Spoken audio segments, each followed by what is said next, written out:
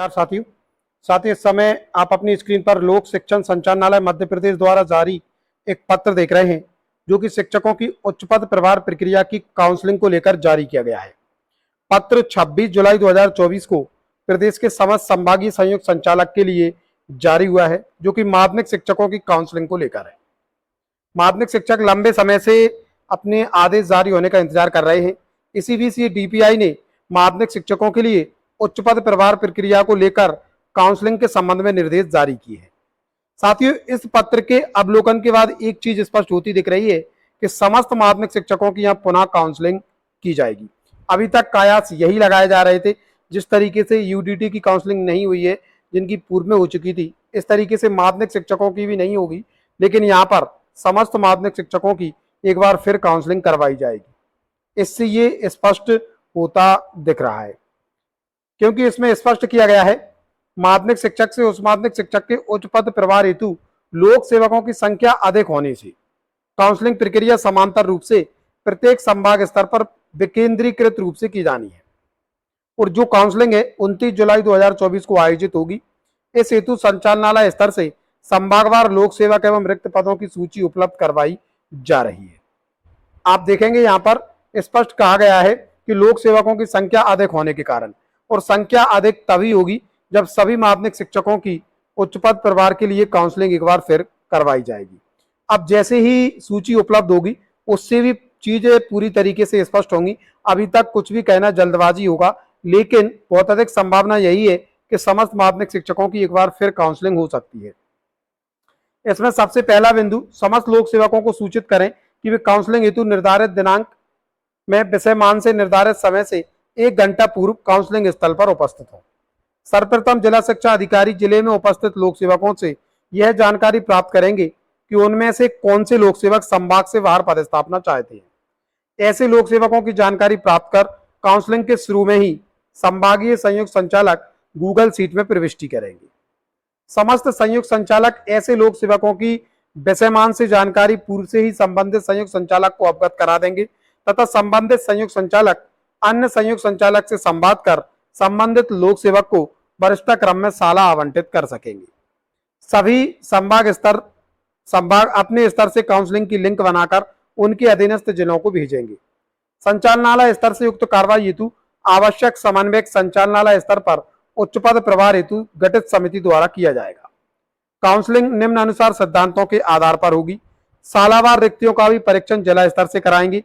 यदि किसी साला में पद रिक्त नहीं है तो उस साला को आवंटित नहीं करेंगे। वास्तविक रिक्तियों पर ही काउंसलिंग की जाएगी। समस्त लोक सेवकों को निर्धारित काउंसलिंग के लिए निर्धारित समय से 1 घंटा पूर्व उपस्थित होना होगा। देर से उपस्थित होने पर किसी साला विशेष के चयन का अधिकार नहीं होगा। जिला उत्कृष्ट में पद रिक्त होने पर उसे काउंसलिंग से पृथक रखा जाएगा। पद रिक्त होने पर जिला उत्कृष्ट में उन्हीं लोक सेवकों को पदस्थ किया जाएगा जो चयनित होकर पूर्व से जिला उत्कृष्ट में कार्यरत है। सीएम राइज में चयनित होकर पदस्थ लोक सेवकों में सीएम राइज में पद रिक्त होने पर सीएम राइज में ही यथावत पदस्थ किया जाएगा।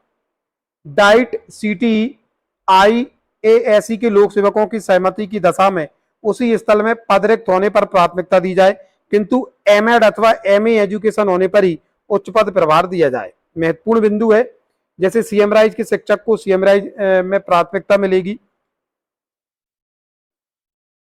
लोक सेवक की शैक्षणिक योग्यता की पुष्टि जिला शिक्षा अधिकारी द्वारा मूल अभिलेख से करेंगे। मान्यता प्राप्त संस्थान से सक्षम स्तर से स्वीकृति प्राप्त कर स्नातकोत्तर उपाधिधारी लोक सेवकों को ही उच्च पद प्रभार में उच्च माध्यमिक शिक्षक की पात्रता होगी। उच्च माध्यमिक शिक्षक के लिए बीएड योग्यता अनिवार्य है। बीटीसी, बीटीआई, डीएड या अन्य उपाधि के लोक सेवकों को काउंसलिंग में सम्मिलित नहीं किया जाएगा। यानी कि ऐसे माध्यमिक शिक्षक जिनके पास केवल डीएड है, तो उन्हें उच्च माध्यमिक शिक्षक के पद पर उच्च पद प्रभार नहीं दिया जाएगा, क्योंकि यहाँ स्पष्ट कर दिया गया है कि उच्च माध्यमिक शिक्षक के लिए जो अनिवार्य योग्यता है वो बीएड है। लोक सेवक की पात्रता हेतु उसके मूल दस्तावेज से मिलान कर पुष्टि अनिवार्य रूप से कर लें। प्रत्येक लोक सेवक से असहमति पत्रक के साथ ही संलग्न प्रारूप में वचन पत्र अनिवार्य रूप से भरवाएं।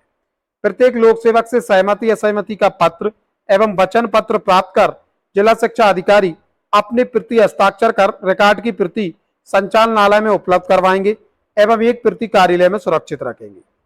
सभी जिला शिक्षा अधिकारी संलग्न प्रारूप में प्रमाण पत्र हस्ताक्षरित कर जिले के संकलित सहमति असहमति पत्रक तथा वचन पत्र काउंसलिंग के तत्काल पश्चात संयुक्त संचालक कार्यालय को प्रेषित करेंगे। सभी संयुक्त संचालक जिलेवार संकलित सहमति असहमति पत्र वचन पत्र 30/7/24 तक संचालनालय को प्रेषित करेंगे। काउंसलिंग हेतु संलग्न सूची प्रावधानिक है।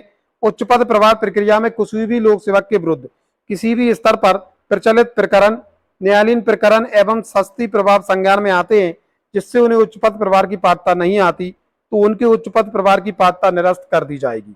आदेश जारी नहीं किया जाएगा, निरस्त किया जाएगा।